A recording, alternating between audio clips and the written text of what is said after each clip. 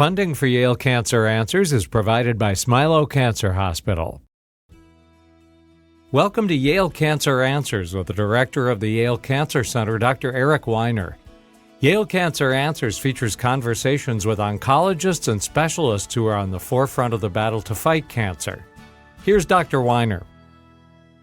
Tonight, we have a conversation that in many ways is forward-looking because we're going to be talking to doctors who are the next generation of cancer doctors. Cancer care is evolving rapidly, and as most of us know, with advances in precision medicine, immunology, and innovative approaches, the way we take care of cancer today may be very different from the way we take care of cancer a few years from now. And I can tell you all with certainty that the changes just over the past 10 to 15 years are really enormous. Tonight, I'm really excited to be speaking with two relatively young cancer physicians, Dr. Nicole Casasanta and Dr. Etienne Leveille, both of whom are clinical fellows at the Yale School of Medicine in the Cancer Center. As fellows, both Nicole and Etienne and their colleagues, because there are 10 fellows every year, spend time taking care of patients with various types of cancer. They do that for roughly a year and a half and then spend a year and a half and frequently longer doing research, either clinical research or laboratory research, to get training that extends beyond the clinical training. First, maybe I can just ask each of you, and I'm going to flip-flop back and forth, but I'll start with Nicole and then I'll turn to Etienne. What made you want to pursue a career in cancer medicine? You know, there are lots of different areas to pursue. There are cardiologists and infectious disease experts and obstetricians, but you've chosen to do cancer medicine. Why?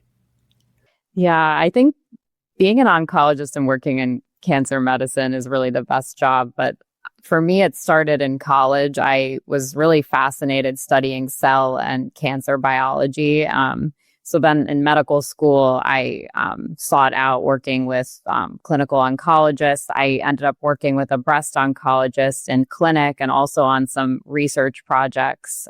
She really introduced me to clinical oncology and how we can ask really important research questions that impact our patients in the clinic.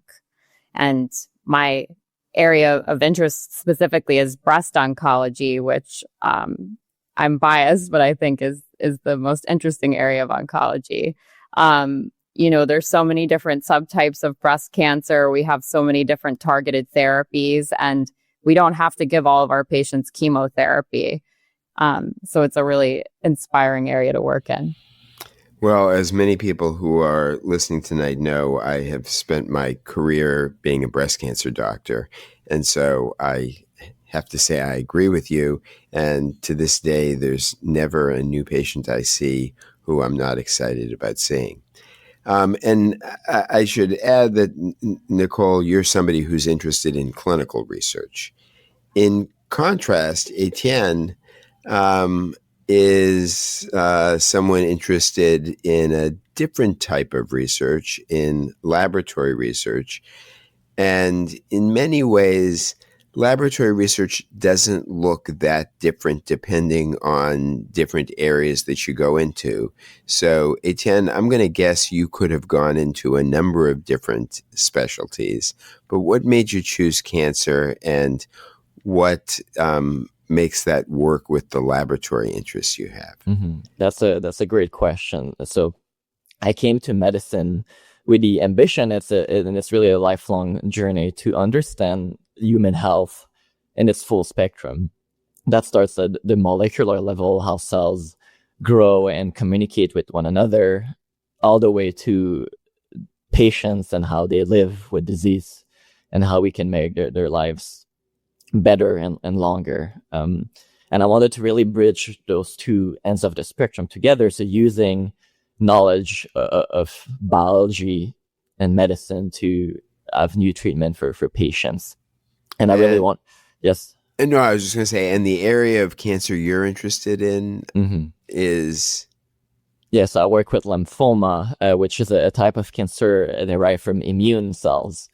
So the immune system needs to develop and be able to train itself to fight infections. And sometimes, unfortunately, that can go wrong and that can give rise to leukemias and lymphomas. So by studying these diseases, you can learn about cancer and how to treat it, but you can also learn about the immune system. So that it has many potential applications. And the reason why I chose this discipline is, to me, it was the most representative of medicine, meaning that oncology is deeply rooted in science and biology, and also it's also profoundly a human experience to have cancer, and it's a very challenging thing, and you need someone who's empathetic and able to help you through that experience. So that, for me, that was the most rewarding part, and that's why I chose oncology. Was there a time in either medical school or before medical school or in residency that it just dawned on you that this is the area you wanted to go in, or was it really just a gradual process or something that in many ways you just sort of always knew before then? I think it was a little bit of both. Throughout my medical training, I had a natural inclination towards oncology and always knowing what it is like for the patient to live with that illness, but also to understand how does that work at the cellular level, and how can we use that to go back to the patient and make them better. And there was also a lot of very formative mentors that I've met that were tremendous physicians that represented everything I aspired to be. They were extremely smart, knew all the details of how the cancer developed, but most importantly, were really great human beings and really supportive for their patients. And even in their very difficult moments, they were able to make their patients feel better. And that was very inspiring for me. Yeah, listening to the two of you makes me remember back just a few decades ago when I was choosing to be an oncologist. And I thought about all sorts of different fields. In fact, I was initially going to be a psychiatrist, and then I decided to train in internal medicine and had to pick a specialty, and everything seemed interesting. But I found even then, when our treatments were so much more rudimentary than they are today, that oncology was the most compelling. And little did I know, although I certainly hoped that treatment would evolve the way it has. Not that we've by any means come close to answering all the questions. So, Nicole, what in terms of research findings, in terms of advances, have most excited you in the somewhat limited time you've been following this? But I have to say, even in the past 3 or 4 years, we've seen the development of multiple new drugs and new approaches for breast cancer. Yeah, I think in a field like oncology, there's so many new, advances. So it's a tough question, but I think that the advent of antibody drug conjugates that are essentially smart drugs that recognize a protein on the surface of cancer cells and deliver chemotherapy directly to the cancer cells really have revolutionized the field of oncology in many different disciplines. Now we have multiple of these drugs approved to treat our patients, but there's still many open research questions, regarding which patients should receive them and in which order. Yeah, and just so our audience is clear, antibody drug conjugates are sort of what they sound like. They're antibodies, and it's the antibody that detects proteins on the surface of the cancer cell, and they're linked with a so-called linker to, in fact, a little tiny dose of chemotherapy, acting a bit like a Trojan horse and sneaking in there and delivering that dose of chemotherapy. But it turns out it's much more complicated than the simple way I explained it. And I only understand a piece of it. But these drugs are here and here to stay. And Etienne, what about you? What's been the most exciting in either lymphoma or leukemia or one, or for that matter myeloma, any of the hematologic malignancies? Mm-hmm. I think there's a lot of things that are very exciting, and I think blood cancers have really been at the forefront of new therapeutic advances for many reasons. But if we take a step back, the first antibody treatment were in lymphomas with the advent of rituximab not more than 2 decades ago.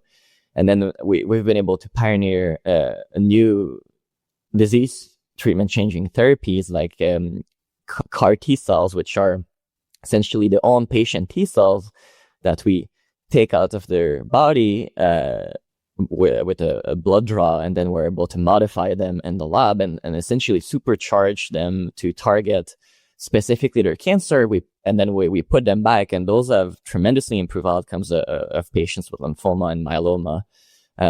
There's also new therapies called BiTEs, or bispecific T-cell engager, that are essentially bringing your immune cells in proximity to the cancer cells, and are able to help your own immune system eliminate the cancer. So those therapies have, as I said, I've really changed the paradigm for us, and I'm hopeful that in the future they will apply to other cancers as well.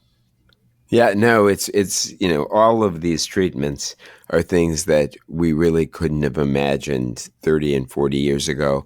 And with CAR Ts, I'm always sort of amazed by the whole technology and the way we can, in my mind, educate a T cell to make it a weapon against the cancer. No, it's truly amazing. I mean, every time I see patients, I explain it to them, and as I'm explaining it, I almost have trouble believing that we're able to do that. It's truly amazing, and we take it for granted sometimes, but when you take a step back, it's fascinating the things we're able to do, and it can only make us so excited for the future as well. And I think you've been talking about 2 treatments that clearly have major implications for the treatment of cancer, but increasingly for other types of diseases as well. Rituximab, which was developed initially for the treatment of lymphoma, is used in some non-oncologic conditions as well today.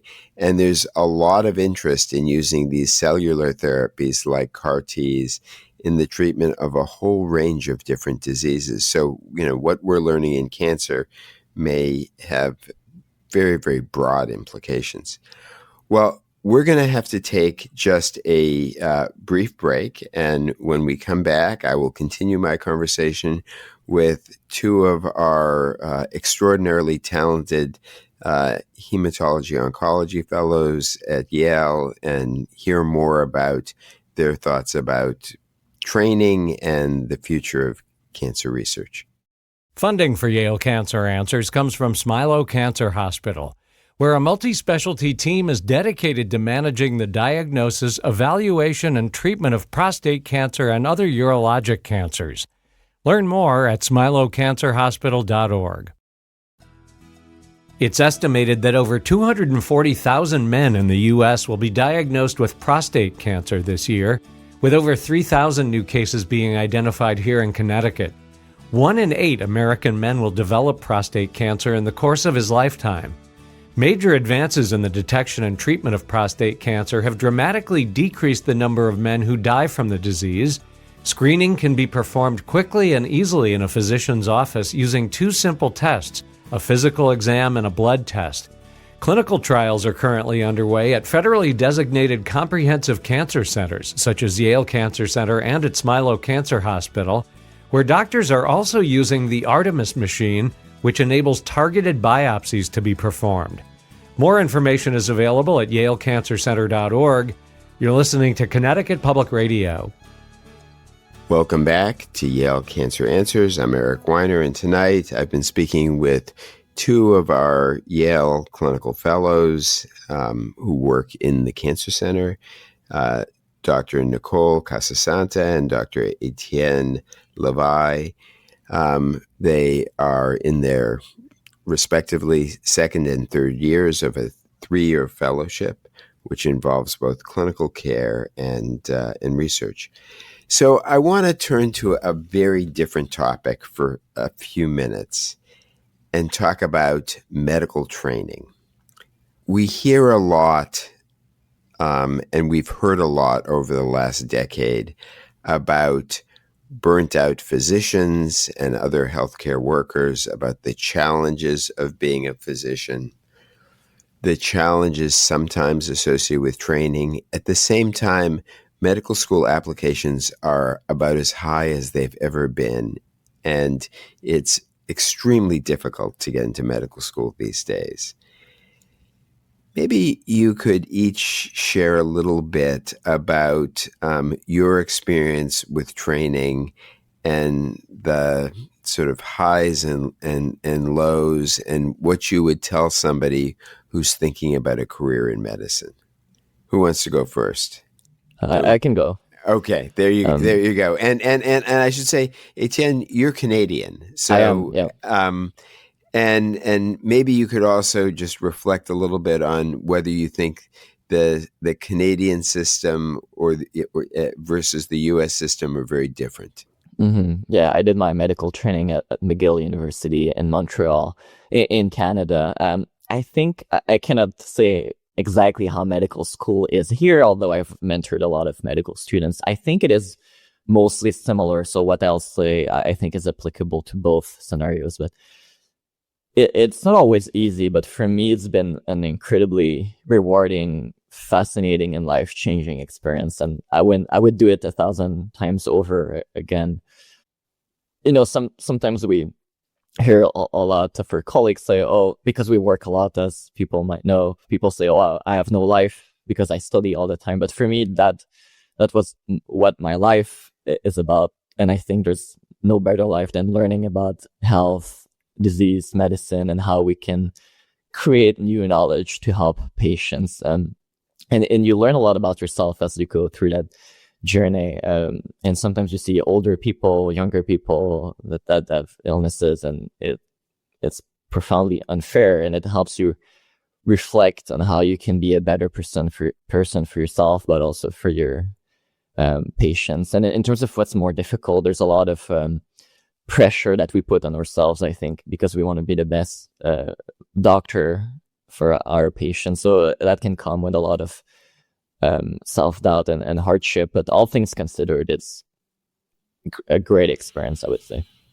And Nicole? Yeah, I agree with Etienne. I would do this all over again, and I would not choose another career. I can't think of a more meaningful and impactful career than to get to work with patients every day and, you know, do research and try to answer questions that really change people's lives.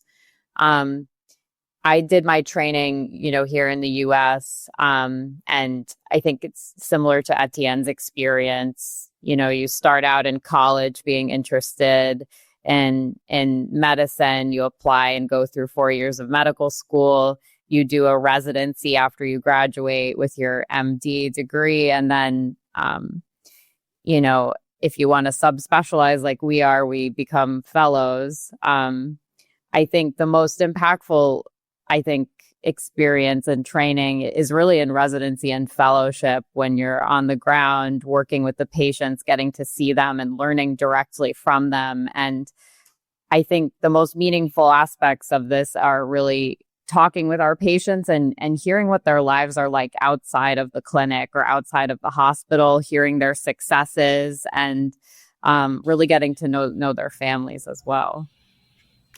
Well, you know, I trained at a time when we worked exceedingly long hours, hours that would not be allowed by regulations today. I'm not someone who says gee, people today need to work more. I thought that the way it was back then was just a little too arduous. That said, I often say that my best performance in any job ever in my life was when I was an intern. And although the hours were exceedingly long, and again, I don't want anyone to have to do that, it was incredibly rewarding. And, to this day, I still love practicing medicine, doing medical research, and, I feel like such a doctor. But I think the three of us are among the lucky ones. And, there are people who do this and they end up deciding it's not quite right for them. Although I think some of that may relate to the people they're around. And I think we all need to think about having supportive environments for one another so that we can best take care of patients. Which brings me to my next question. Could you talk about some clinical experience you've had that has really had a profound effect on you in oncology? And whether it's how someone responded to a treatment, or whether it's more of a story about the challenges of dealing with advanced cancer and all of the complex emotions. And as part of that, maybe you can also just reflect a little bit on how you deal with all the complexity of the emotions surrounding cancer medicine. Nicole, you want to start? Yeah. I think I can. And I'm sorry if this is a hard question. That's all right. I think that, I can think of a particular patient experience early in fellowship. I saw a young woman in her 40s who had a history of hormone receptor positive, HER2 positive breast cancer, and she had completed all of her curative intent treatment. She had done everything, that we had, recommended that she do. And I saw her, with one of our supervising physicians, and she was complaining of, back pain, neck pain, pretty severe, wouldn't go away. And we, decided that we would go ahead and do a workup to see, unfortunately, if her cancer had come back.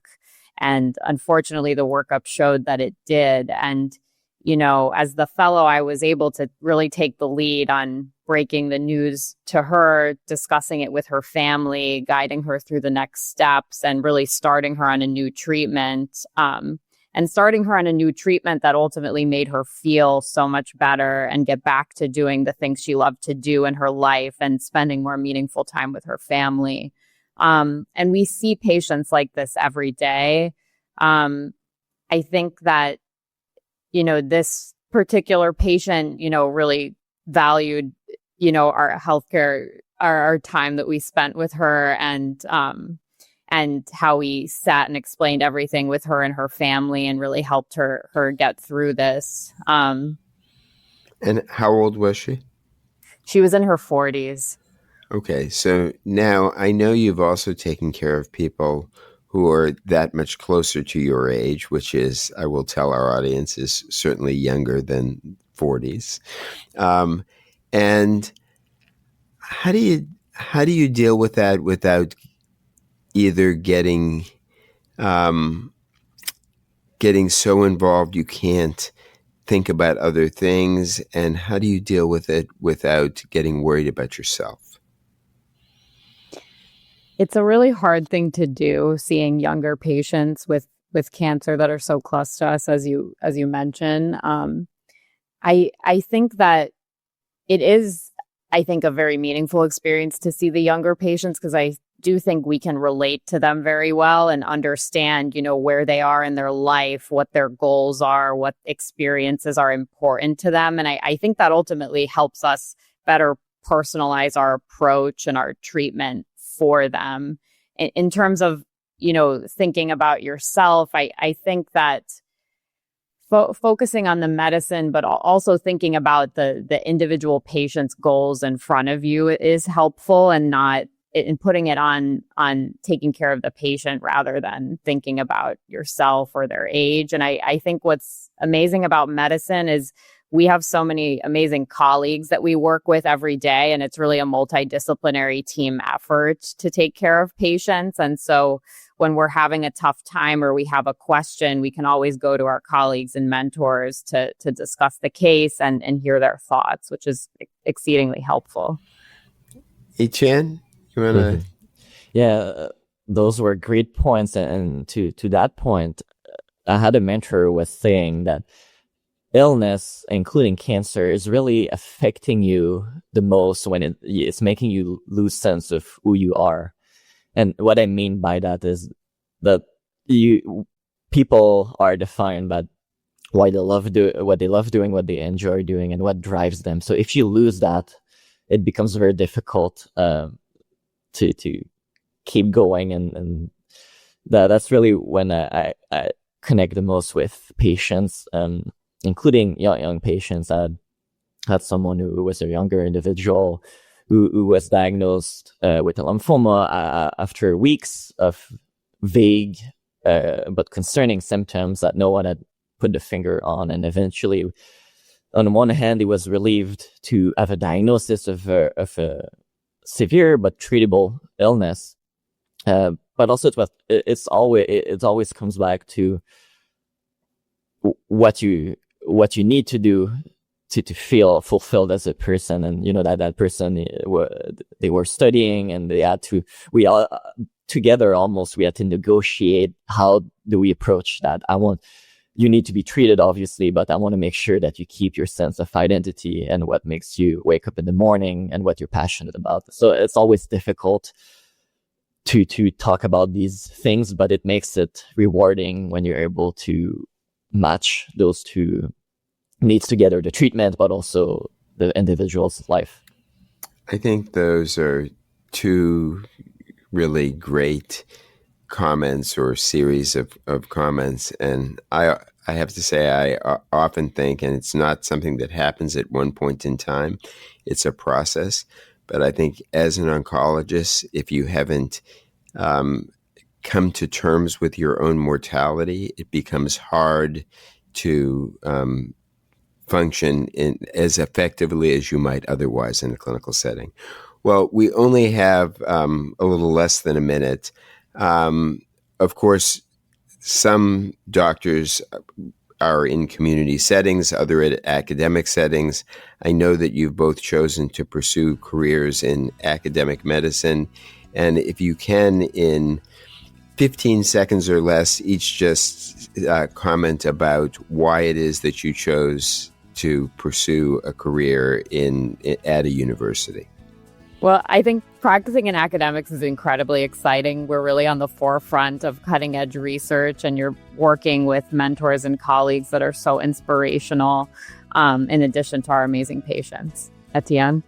Same thing for me. My goal is to be a pioneer in cancer research, to develop new treatments so that no one has to have a cancer diagnosis that we cannot treat appropriately. Doctors Etienne Leveille and Nicole Casasanta are clinical fellows at the Yale School of Medicine. If you have questions, the address is canceranswers@yale.edu, and past editions of the program are available in audio and written form at yalecancercenter.org. We hope you'll join us next time to learn more about the fight against cancer. Funding for Yale Cancer Answers is provided by Smilow Cancer Hospital.